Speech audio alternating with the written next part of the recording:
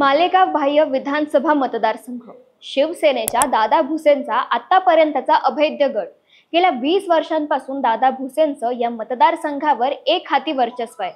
प्रस्थापितांना कसाऱ्याचा घाट दाखवत भुसेंनी इथे आपली मुळं इतकी घट्ट रोवली आहे की आता इथे दादा भुसे की दादा भुसे असंच काही चित्र दिसतंय। आता तुम्ही जर भुसे विरोधक असाल आणि आम्ही भुसेंचं एवढं कौतुक करतोय म्हणून व्हिडिओ स्किप करण्याच्या चक्रात असाल तर जरा थांबा, कारण यंदाच्या विधानसभा निवडणुकीत असे काही समीकरण जुळून आलेत की दादा भुसेंना पराभवाचा सामना करावा लागू शकतोय। म्हणजे सध्या दादा भुसेंसमोर दुहेरी आव्हान उभं टाकलंय। तसंच शिवसेना बंडात सहभागी असल्यामुळे देखील मतदारसंघात त्यांच्यावर नाराजी व्यक्त केली जाते। त्यामुळे सध्या भुसे कुठेतरी बॅकफुटवर गेल्याचं दिसतंय।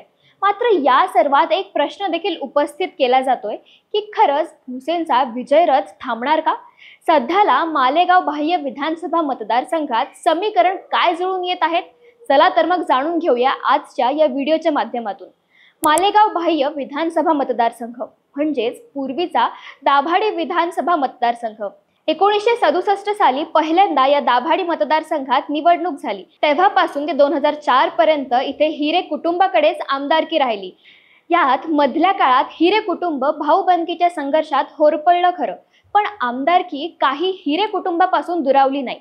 अशातच 2004च्या विधानसभा निवडणुकीत दाभाडी मतदारसंघात सत्ता पालट झाली। म्हणजेच त्यावेळी युतीमध्ये हा मतदारसंघ भाजपकडे होता। भाजपने इथून प्रसाद हिरेंना निवडणुकीच्या मैदानात उतरवलं होतं, ज्यामुळे दादा भुसेंना शिवसेनेत बंडखोरी करत अपक्ष उमेदवारी अर्ज दाखल करावा लागला होता।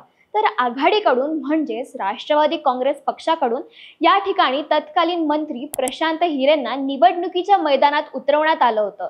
त्यावेळी दादा भुसेंनी हिरे कुटुंबाला धोबी पछाड देत विजय खेचून आणला होता। असं म्हणतात की या विजयात छगन भुजबळांचा देखील हात होता, कारण तेव्हा प्रशांत हिरेंचा वाढता प्रभाव हा भुजबळांसाठी घातक ठरत होता। असो, 2008च्या मतदारसंघ पुनर्रचनेत दाभाडी मतदारसंघ बरखास्त करण्यात आला आणि त्या जागी मालेगाव बाह्य मतदारसंघाची रचना झाली।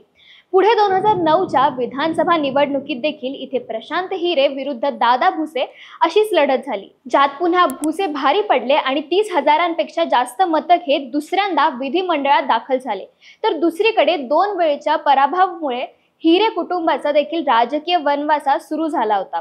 हिरे कुटुंब हे राजकारणापासून दूर जात होतं।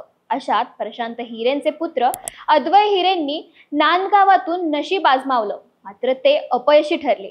इकडे दादा भुसेंची लोकप्रियता दिवसेंदिवस शिखरावर जात होती। 2014च्या चौरंगी लढतीत देखील भुसेंनी बाजी मारली होती। शिवाय युती सरकारमध्ये त्यांच्याकडे सहकार खात्यासारखं महत्त्वाचं मंत्रिपद देखील देण्यात आलं। त्यानंतर 2019च्या विधानसभा निवडणुकीत देखील भुसेंनी जवळजवळ 47,000च्या मताधिक्यानं विजय मिळवला। त्यावेळी महाविकास आघाडी सरकारमध्ये भुसेंकडे कृषी मंत्रीपद देण्यात आलं होतं। मात्र नंतरच्या मधल्या काळात बरंच पाणी पुलाखालून वाहून गेलंय।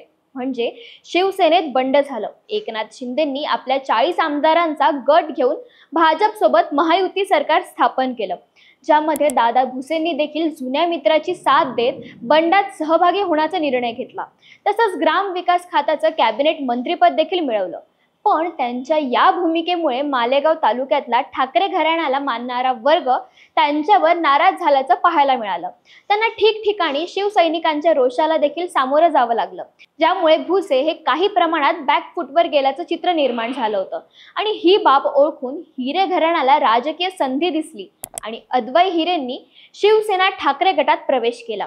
इतकंच नाही तर त्यांच्या पक्षप्रवेश सोहळ्यादरम्यान संजय राऊतांनी त्यांच्या उमेदवारीचे देखील संकेत दिले। त्यावेळी जाणकार सांगत होते, मालेगाव तालुक्यात हिरे घराण्याचे कमीत कमी 70 ते 80,000 मतदार हे फिक्स आहेत। त्यातही अद्वय हिरेंना मतदारसंघातल्या तरुण वर्गाची मोठ्या प्रमाणात साथ आहे आणि त्यांच्या जोडीला आत्ताच ठाकरेंची ताकद असल्यामुळे दादा भुसेंच्या वर्चस्वाला धक्का बसतोय। मात्र मधल्या काळात अद्वय हिरेंवर नाशिक जिल्हा बँकेचा कर्ज थकवल्याप्रकरणी गुन्हा दाखल झाला आणि त्या बदल्यात त्यांना नोव्हेंबर 2023 मध्ये न्यायालयीन कोठडीत जावं लागलं होतं। आता अद्वय हिरे हे तुरुंगात असल्यामुळे ठाकरे गटाला पुन्हा मालेगाव तालुक्यात नेतृत्वाची पोकळी निर्माण झाली होती।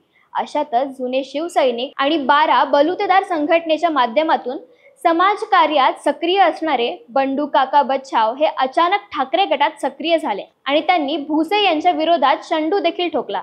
तसं बघायला गेलं तर बंडू काका बच्छाव आणि दादा भुसे हे कधी काळचे जिवलग मित्र। दोघांचं राजकारण देखील हिरे घराण्याला विरोध करत उभं राहिलं होतं। मात्र मधल्या काळात दोघांमध्ये विकृष्ट आलं आणि दोघांचे मार्ग वेगळे झाले। आता मधल्या काळात बंडू काका बच्छाव हे दादा भुसेंच्या विरोधात जोरदार तयारी करत होते आणि अद्वै हिरे तुरुंगात असल्यामुळे बंडू काकांची उमेदवारी देखील निश्चित मानली जात होती। मात्र याच दरम्यान गोष्टीत एक ट्विस्ट आला आणि तुरुंगात असणाऱ्या अद्वै हिरेंना मुंबई हायकोर्टाने जामीन मंजूर केला। मग काय, एक फूल दो माली या म्हणीप्रमाणे ठाकरे गटाकडे मालेगाव बाह्य मतदारसंघासाठी 2 इच्छुक उमेदवार समोर आले। सध्याला हिरे आणि बच्छाव दोघांकडून देखील मोठ्या प्रमाणात निवडणुकीची तयारी सुरू आहे। यात मात्र बंडू काकांनी काही सावध पावित्र्य घेत उमेदवारीचा निर्णय पक्षावर सोडलाय। मात्र स्थानिक पत्रकारांच्या मते बंडू काका बच्छावांची तयारी पाहता उमेदवारी न मिळाल्यास ते बंडखोरी करत अपक्ष उमेदवारीचा अर्ज देखील दाखल करण्याची शक्यता आहे। आता यदा कदाचित असं झालंच तर हिरे आणि बच्छावांमध्ये होणाऱ्या मतविभागणीचा फायदा हा सरळ भुसेंना होईल। त्यामुळे येणाऱ्या विधानसभेत मालेगाव बाह्य मतदारसंघात ठाकरे गटाचा विजय हा बंडू काकांच्या भूमिकेवर अवलंबून असेल असंच म्हणता येईल। आता यामध्ये दादा भुसेंबद्दल जर विचार केला तर गेल्या 20 वर्षांपासून दादा भुसेंनी मतदारसंघावर एक हाती वर्चस्व निर्माण केल्यामुळे त्यांना मतदारसंघ हा खडानखडा माहिती असेल याबाबत शंकाच नाहीये। त्याचबरोबर त्यांच्या मतदारसंघात जनसंपर्क देखील मोठ्या प्रमाणात आहे, जो की त्यांचा राजकीय कारकिर्दीला आतापर्यंत उभारी देणारा ठरलेला आहे। तसंच वर्तमानात पाहिलं तर लोकसभा निवडणुकीत दादा भुसेंनी आपल्या मतदारसंघातून महायुतीच्या उमेदवाराला 55,000चं मोठं मताधिक्य मिळवून दिले। यामुळे देखील कुठेतरी भुसे प्लस मध्ये दिसतात।